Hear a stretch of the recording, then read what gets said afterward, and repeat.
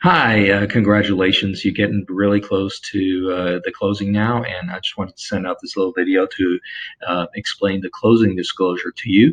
You've received a lot of disclosures by now, and I apologize for that. If there was a way around it, we would not send them to you as often, but we have to by law. So this one we have to give to you 3 days before closing. At the latest, and this is your closing disclosure, and there's going to be two of them. The first one is going to be an initial closing disclosure that you need to open up and sign and acknowledge receiving. And then the second one will come when we get the final numbers from the title company. And that final number will be the number that you need to bring to the closing table in the form of a cashier's check or wiring from your bank account to the title company directly. And the title company will send you wire instructions. If they haven't done so, please let me know or let them know that you don't have them. And we're going to make it happen for you and get those instructions to you. So with that in mind, let's talk about the closing disclosure. So it's going to look like this.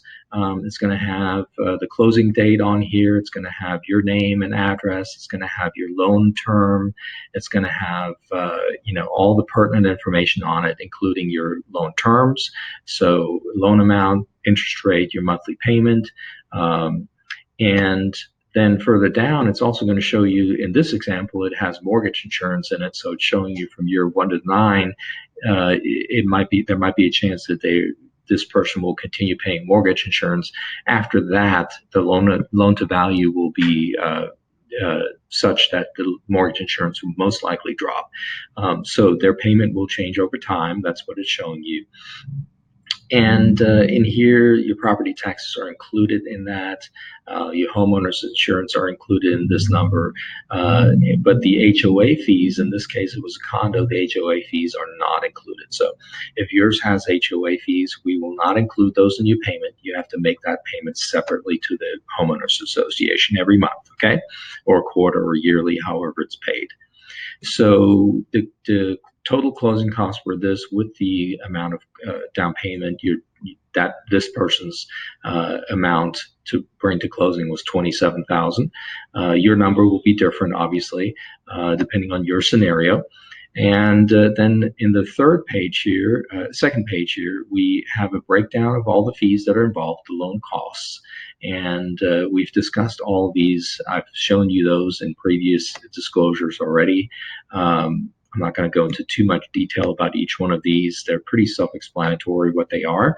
If you do have a question about them, please let me know. I'd be happy to explain it to you. And over here, you actually have the credits from the seller back to you, the buyer. They will be reflected down here. And then it goes into the cash to close loan estimate, what I gave you a while back versus what's on here now. And so in this case, for example, I had estimated closing costs at $31,700. The actual closing costs, cash to close, came in at $27,700. So as you know, I like to estimate my closing costs on the high end so that there are no surprises for you. Okay.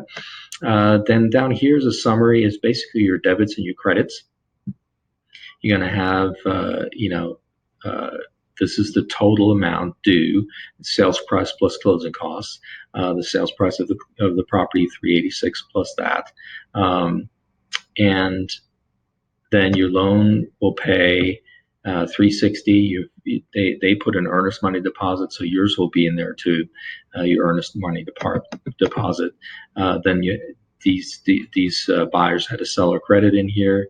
The option fee was refunded to them. The owner policy is paid by the seller, so that's refunded to them. And then the proration of taxes, of property taxes.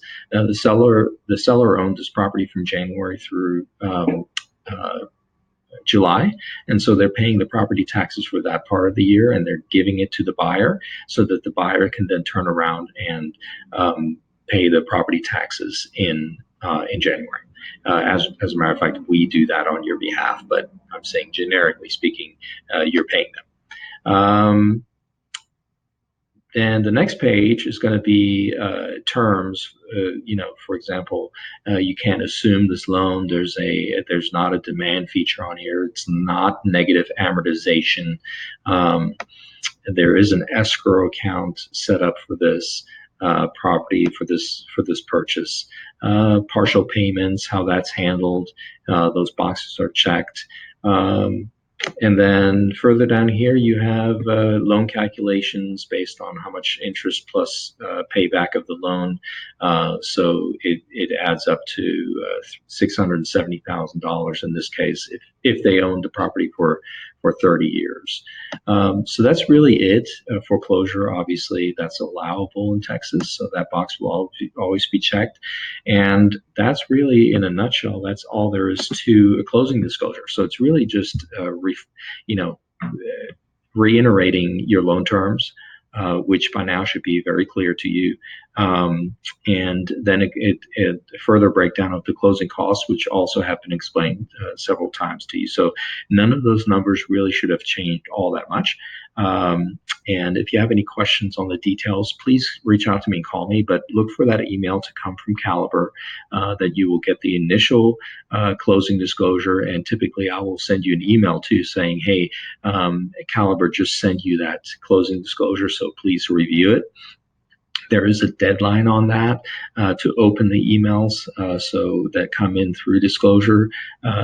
And so make sure that you open those as soon as you can and acknowledge receipt of those.